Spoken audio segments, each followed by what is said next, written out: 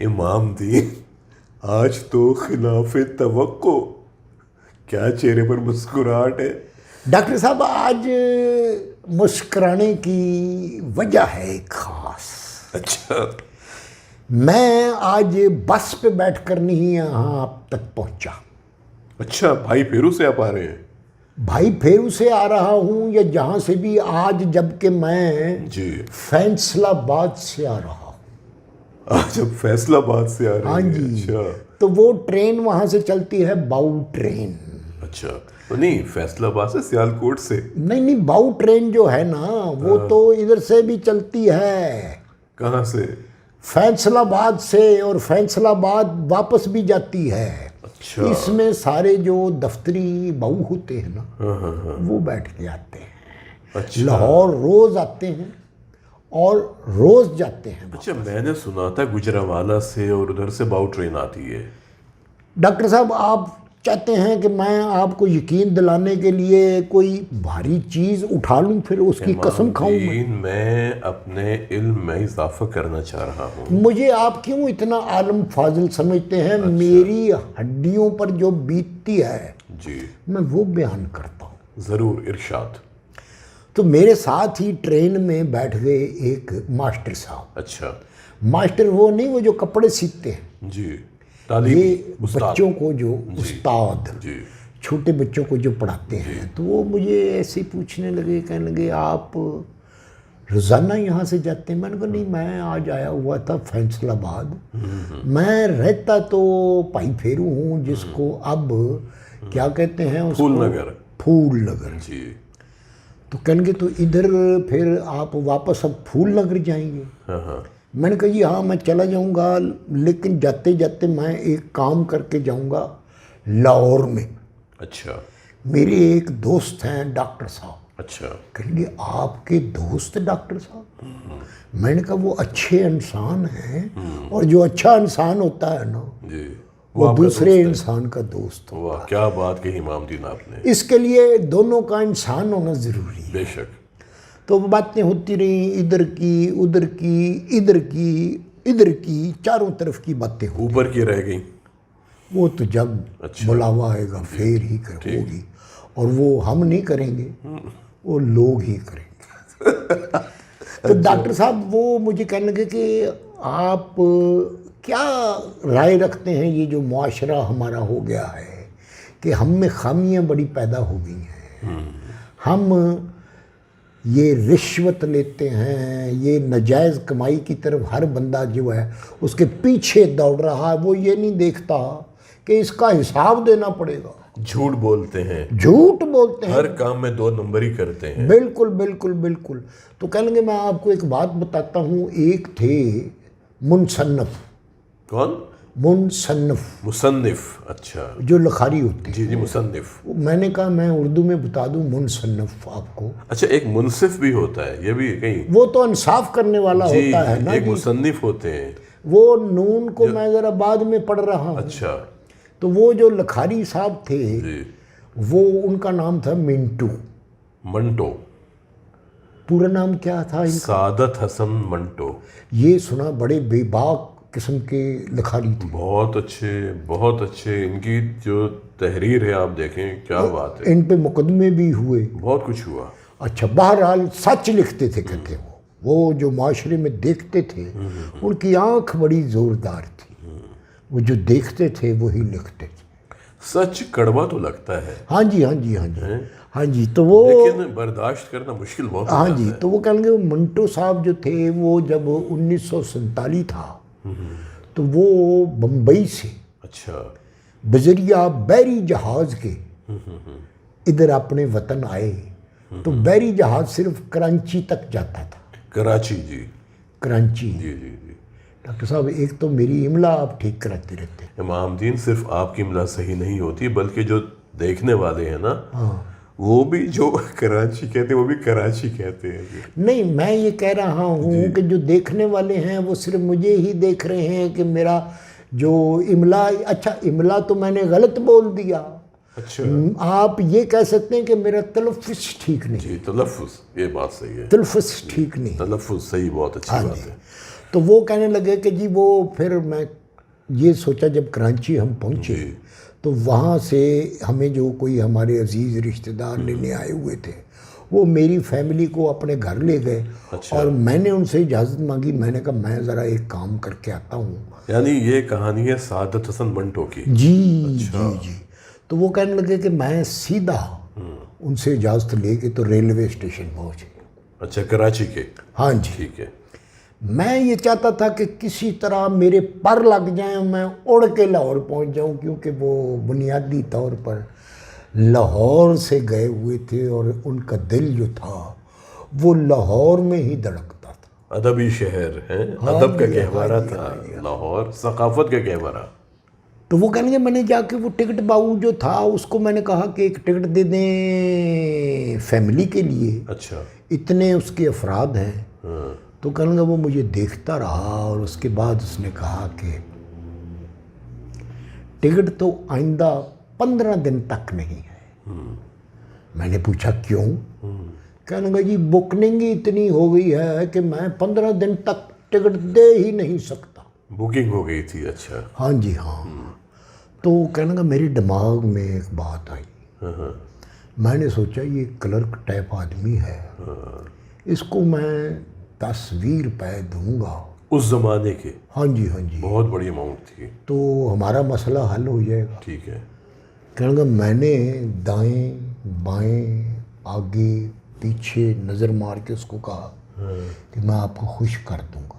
اچھا۔ وہ کہنے گا مجھے کس طرح خوش کرو گے؟ کوئی لطیفہ سناؤ گے مجھ کو؟ اچھا۔ کہنے گا میں اپنا سا منہ لے کر رہ گیا۔ میں نے کہا نہیں، میں کوئی مال پانی لگا دوں گا آپ کو۔ اچھا۔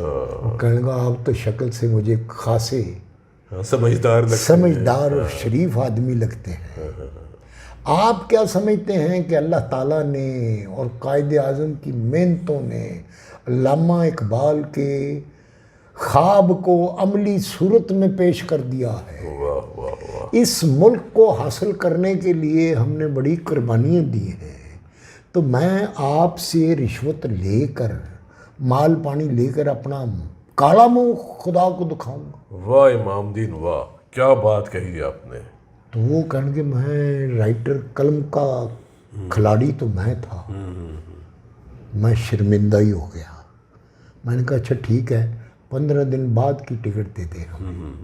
وہ کہنے گا ہاں وہ لے لیں آپ، اور جو ریٹ اس کا ہے وہ اسی ریٹ پر لیں۔ بہت بڑی بات ہے۔ کہنے گا میں نے ٹکٹ لی اور اس سے معافی مانگی، باقاعدہ جملوں میں بھی اور ہاتھ جوڑ کے بھی، کہ بھائی تو نے میرا ضمیر جگا دیا ہے۔ امام دین، ایک زمانہ تھا کہ اگر لوگ غلط کام کرتے تھے، رشوت لیتے تھے، تو چوری چھپے کہ کسی کو پتہ نہ چلے۔ ہاں جی ہاں جی۔ اور آج تو آپ دیکھیں سر عام رشوت لی جاتی ہے۔ بالکل بالکل۔ پاکستان کی تباہی کیوں ہو رہی ہے؟ بجی ہر بندہ اپنی ڈیوٹی جو ہے وہ صحیح انجام نہیں دے رہا، ہر بندہ جو ہے اس نے اپنی ضروریات بلا وجہ بڑھا لی ہوئی ہیں۔ امام دین مجھے ایک بات بتائیں، جب ہم پرائیویٹ سیکٹر میں جا کے کام کرتے ہیں، ہاں جی، صبح سے لے کر شام تک گورنمنٹ آفیسز میں کام کیوں نہیں ہوتے؟ دیکھیں پرائیویٹ سیکٹر میں بھی بڑا اکاؤنٹیبلٹی بہت ہے امام دین، جتنی بین الاقوامی کمپنیاں ہیں نا، ہاں جی، جن کو یہ کہتے ہیں انگریزی میں ملٹی نیشنل، جی، جن کی بہت شہرت ہے، وہ ایسے ہی اس دنیا پہ راج نہیں کر رہے۔ وہ کام خود بھی کرتے ہیں اور کام لینا بھی جانتے ہیں۔ ایگزیکٹلی، اور وہاں پر آپ جاتے ہیں، کام کرتے ہیں۔ لیکن ہمارے ملک میں امام دین جس طرح گورنمنٹ کے اداروں میں کام ہوتے ہیں نا، وہ آپ سوچ بھی نہیں سکتے۔ امام دین، کبھی تو کوئی وقت آئے گا کہ جب پاکستان کا نام بھی ان ممالک کی صف میں شامل ہوگا جی، جو ترقی یافتہ ہیں، جہاں پہ انسانی قدروں کو پہچانا جاتا ہے، انسانی قدروں کا خیال کیا جاتا ہے، انسانوں کا خیال کیا جاتا ہے۔ انسان تو بہت دور کی بات، امام دین، وہاں پہ جانوروں کا خیال کیا جاتا ہے۔ اور جی جانوروں کا بھی علاج ہوتا ہے، انسانوں کا بھی علاج ہوتا ہے، اور اگر علاج کے لیے دوائیاں لینے کے لیے جاتے ہیں وہ جعلی ملتی، جعلی، بالکل آپ نے صحیح کہا۔ شرم آ جاتی ہے۔ ویسے دیکھیں، آپ سرپنچ ہیں۔ میں سرپنچی چھوڑ دیتا ہوں، مجھے دکھ اس وقت ہوتا ہے ڈاکٹر صاحب جب مختلف دوائیوں کی دکانوں پر میں پردوں کے اوپر یہ لکھا ہوا دیکھتا ہوں اور پڑھتا ہوں، میرا دل جو ہے نا جی وہ خون کے آنسو روتا ہے۔ لکھا کیا ہوتا ہے کہ اتوار والے دن 10% رعایت ہوگی اور باقی 6 دن نہیں ہوگی۔ یعنی اتوار کو کیوں ہوتی ہے؟ اب ایک بندہ ہے اس کے پاس پیسہ ہی نہیں ہے اتوار کو، تو وہ 10% سے محروم ہو جائے گا۔ میں نے ایک بندے سے پوچھا، میں کہا آپس کی بات ہے، مجھے بتا وہ 10% اور دنوں میں کیوں نہیں دیتے؟ کہنے گا بس پوچھو کچھ نہ، یہ 10% والا جو معاملہ ہے نا اس سے آرام نہیں آتا ہوتا۔ امام دین ایک بات بتائیں، یہ تو آپ دوائی کی بات کرتے ہیں نا، ہاں جی، ٹیکے بھی اسی ہسپتالوں کے کیا طرح حالات ہیں؟ ہسپتالوں کے کیا حالات ہیں؟ ریلوے کے کیا حالات ہیں؟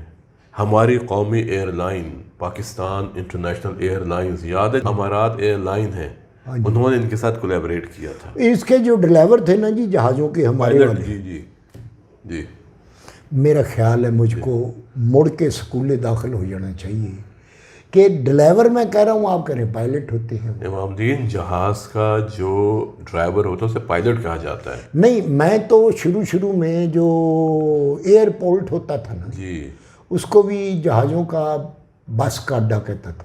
تو پہلے زمانے میں اسے ہوائی اڈا کہتے تھے، بلکہ اب بھی کہتے ہیں ہوائی اڈا۔ کتنا خوبصورت نام ہے اردو کا۔ اچھا، تو بس پھر وہ یہ ہے کہ اب ہم پیچھے کی طرف ترقی آگے کی طرف جا کے ہوتی بے ہے۔ شک پیچھے کی طرف ہمارے جانے کی وجہ یہ ہے کہ ہم نے وہ اپنے اصول جو ہیں ان کو بھلا دیا۔ ہمیں جھوٹ سے اجتناب کرنا ہوگا، اچھا، ہمیں سچ کو قبول کرنا ہوگا، سچ کا بول بالا کرنا ہوگا۔ ہمیں انصاف کے ساتھ ہر بات کرنی ہوگی امام دین۔ اچھا، کیونکہ اگر ایک سرپنچ غلط کام کرتا ہے، مجھے آپ تو میرے پیچھے ہی پڑ گئے ہیں کہ جی سرپنچ جو ہوتا ہے، میں آپ کو کہیں چہرے موڑے سے نہیں ہنسے نہیں میرے پہ آپ، میں بھی آخر انسان ہوں۔ امام دین اللہ تعالیٰ نے آپ کو اتنی بڑی ذمہ داری دی ہے، اچھا جی، ذمہ داری جو دی ہے، میں انصاف کرنا۔ امام دین اگر آپ اس دنیا میں انصاف کرنے میں کامیاب ہو جاتے ہیں نا، یہ بہت عارضی دنیا ہے امام دین۔ ہم نے اپنے ہسپتالوں میں امام دین ایسے ایسے لوگوں کو دیکھا، جب وہ اپنے زمانے میں جس کرسی پر بیٹھا کرتے تھے نا، ہاں جی، اس کمرے میں کوئی جا نہیں سکتا تھا، اب وہاں اور کوئی بیٹھا ہوا، اور جو ان کا حکم ہوتا تھا جب وہ لکھتے تھے وہ سیاہی خشک نہیں ہوتی تھی، کام ہو جاتے تھے۔ ہاں جی، اور پھر ہم نے ان کو دیکھا قسم پرسی کی حالت میں۔ اب تو کاغذ چڑ مڑ ہو جاتا ہے جس پر لکھا ہوا ہوتا ہے۔ امام دین زندگی بہت تھوڑی ہے، ہاں جی، ہم سب نے اس دنیا سے چلے جانا ہے، یقین کریں امام دین ایسا ہی ہوتا ہے، کیا ہوتا ہے؟ جھرجھری آ جاتی ہے۔ اچھا، پاکستان جب بنا نا ہاں جی، تو اس زمانے میں لوگوں نے پن نہیں ہوتے تھے ہاں جی، آفیسز کے اندر نا، یہ جو قلم، نہیں پن ہوتا ہے جس سے ہاں، یہ کارنن پین، جی کارنن تو پین۔ لوگ کیا کرتے تھے، جو کانٹے ہوتے تھے نا ہاں اس کو جی، آپس میں جوڑا کرتے تھے۔ اچھا، میں نے کچھ کاغذ دیکھے ہوئے ہیں ویسے جن کو کانٹوں سے جس طرح اکٹھا کیا جاتا ہے۔ پاکستان کے شروع کے جو 5 سال 10 سال ہیں نا امام دین، وہ بڑے خوبصورت ہیں۔ اچھا، میں نے کہا شاید آپ یہ فرمائیں گے کہ پاکستان کے شروع کے جو 5-10 سال ہیں وہ کانٹوں پر ہی گزرے۔ لوگوں نے بڑی محنت کی، لوگوں نے اتنا کچھ کیا کہ ہم پاکستان کو بنائیں گے، جی، اور انہوں نے امام دین پاکستان کو بنایا بھی۔ آپ یہ دیکھیں کہ پاکستان اتنی ترقی کر رہا تھا کہ کوریا والے ہمارے پاس آئے تھے کہ آپ اپنا 5 سالہ پلان ہمیں دیں، منصوبہ سازی ہمارے ساتھ کریں آپ۔ جی، اور آپ دیکھ لیں آج پاکستان کہاں سے کہاں چلا گیا ہے کہ ہمارے سبز پاسپورٹ کی کوئی قدر نہیں ہے۔ اچھا، انشاءاللہ تعالیٰ امید کا دیا جو ہے نا انشاءاللہ وہ جلتا رہنا چاہیے، اور بندے کو یہ آس لگا کر زندگی گزارنی چاہیے کہ ہمارا بھی اچھا وقت آئے گا جس پر ہم ایک بار پھر فخر سے اپنی گردن سیدھی کر کے اونچی کر کے پھریں گے۔ انشاءاللہ۔